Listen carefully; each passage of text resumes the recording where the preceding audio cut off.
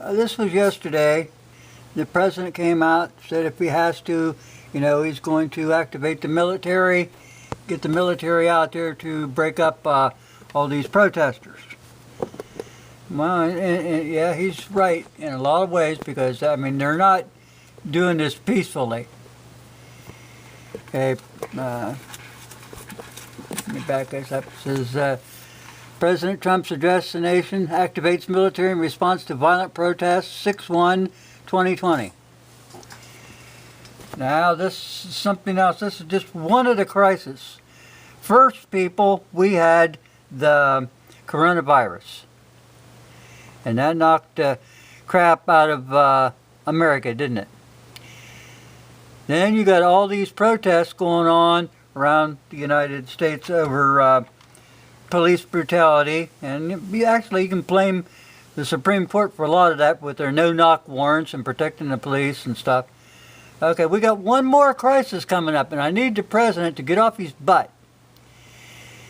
And since he made this an emergency thing in the United States of America, he has control over the military and everything that goes on in the United States, including manufacturing and stuff like that. He needs to take over all the meat producing facilities in the United States of America. We've got a meat shortage coming up on the horizon. If you can't see that, well, you go back and crawl into your hole. We got a lot of things going on. This is, if people are talking about the deep state and all this good stuff. Okay, let's go over here a minute. Now, this was back April 14th, 2020. One city mayor forced a pork giant to close a virus-stricken plant. Okay, the coronavirus. Smithfield.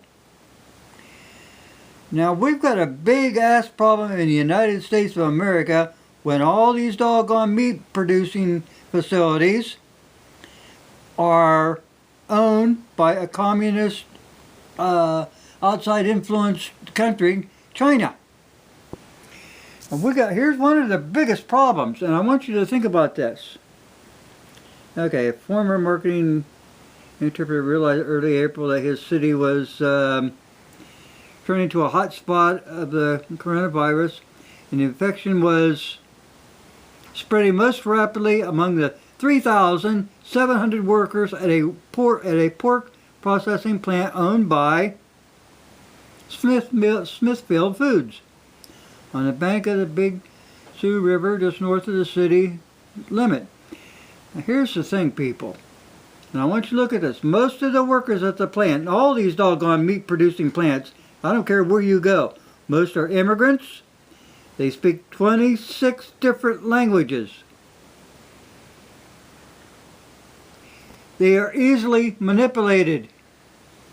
They probably scared the living hell out of these people. They'll do about anything. But here's the thing. If there's no meat at the supermarkets, you're going to have more and more and more riots.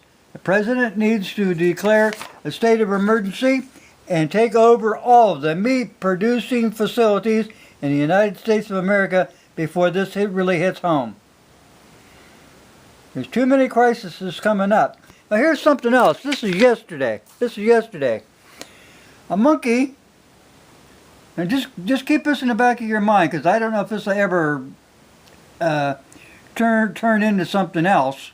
But monkeys stole the coronavirus blood samples from a lab technician.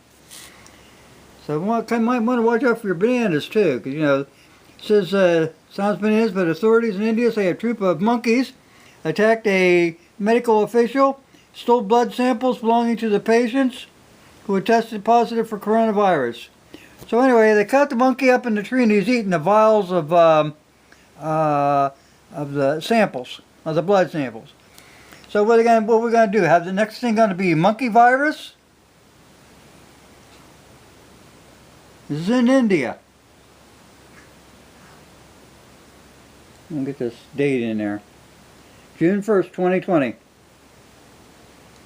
So there could be a lot on the horizon, people, but the one thing that people need to worry about, especially right now, is the meat packing facilities in the United States of America. And Trump needs to activate the armed services if he has to and take over all meat producing facilities in the United States of America to make sure that things are run on time. Like I said, they had them 3,700 workers.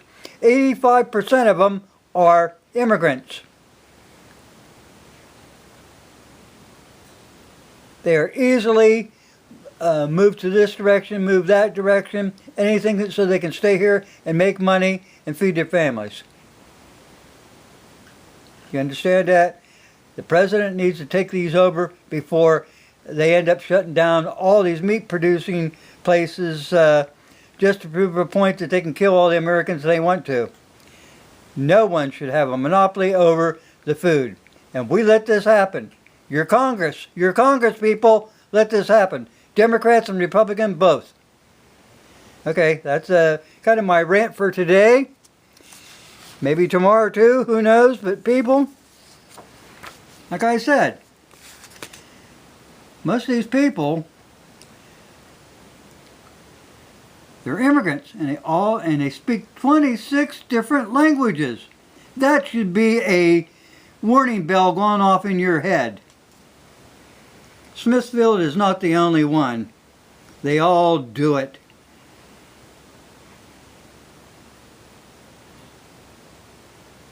Don't think for a minute that they're not in it for the money. And now with all this virus going on and so-called riots and stuff, it's going to get worse unless Trump puts his foot down now. You might want to give him a call.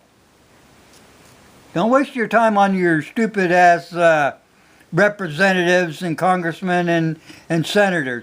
Call the White House. You want to protest? Get some signs.